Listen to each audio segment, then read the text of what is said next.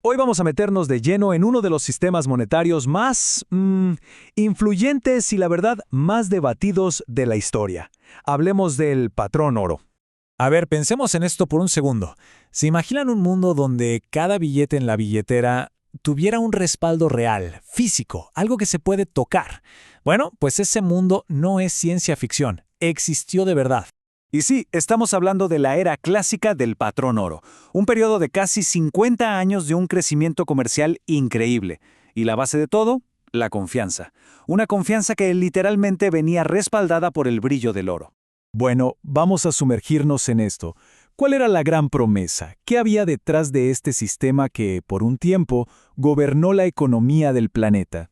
La idea, en el fondo, era bastante simple.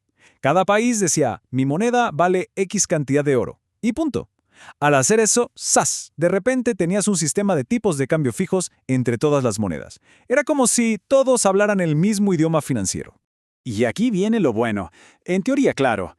La promesa era un mundo súper estable para el comercio. Casi como si existiera una máquina mágica que lo arreglaba todo sola, sin necesidad de que los políticos se metieran. Sonaba perfecto, ¿no? La máquina simplemente funcionaba. Ok, pero ¿una máquina económica perfecta? ¿De dónde salió esa idea? Bueno, para eso tenemos que viajar un poco en el tiempo hasta el siglo XVIII y conocer a un pensador clave. En esa época todos pensaban que ser rico era, bueno, tener un montón de oro guardado. A eso le llamaban mercantilismo. Más oro, más poder. Simple. Pero entonces llegó el filósofo David Hume y dijo algo como, a ver, esperen un momento, creo que estamos viendo esto completamente al revés. Y aquí está el giro. Hume dijo que la verdadera riqueza no es el oro que tienes en una bóveda. La riqueza de verdad es lo que un país puede hacer, su capacidad para producir cosas, su industria, el trabajo de su gente. El oro, al final del día, era solo una herramienta. Y a partir de ahí describió este mecanismo, este termostato económico automático. Piénsenlo así.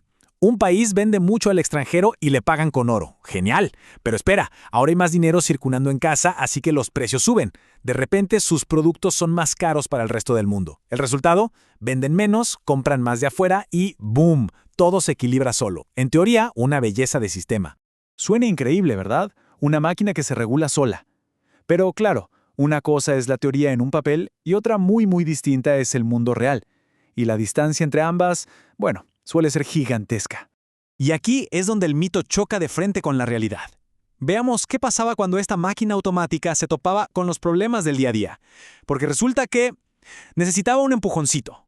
Pues sí, resulta que eso de automático era optimista. En la vida real, los ajustes eran lentísimos. Los precios no bajaban por arte de magia, así que alguien tenía que intervenir.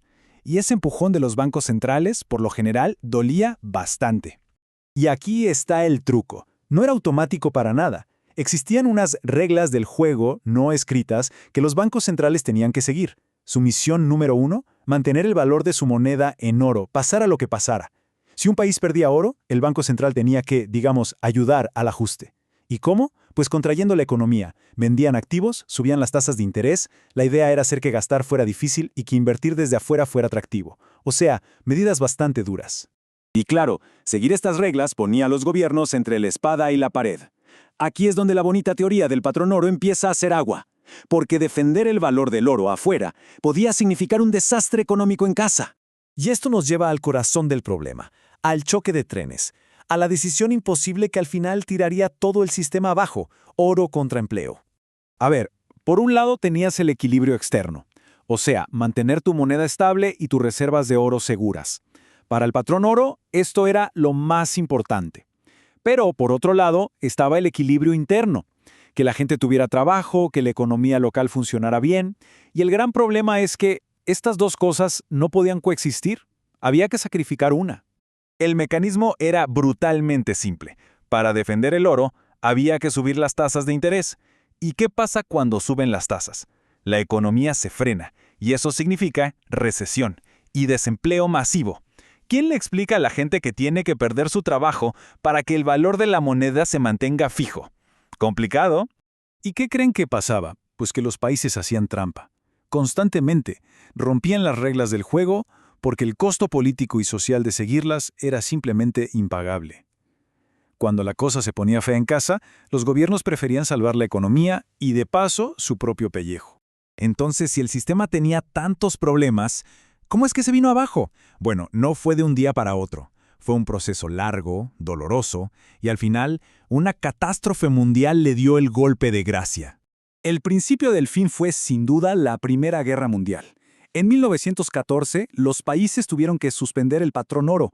¿Por qué? Porque necesitaban imprimir dinero como locos para pagar la guerra. Al terminar, en 1918, el mundo era otro. El viejo orden económico estaba hecho pedazos.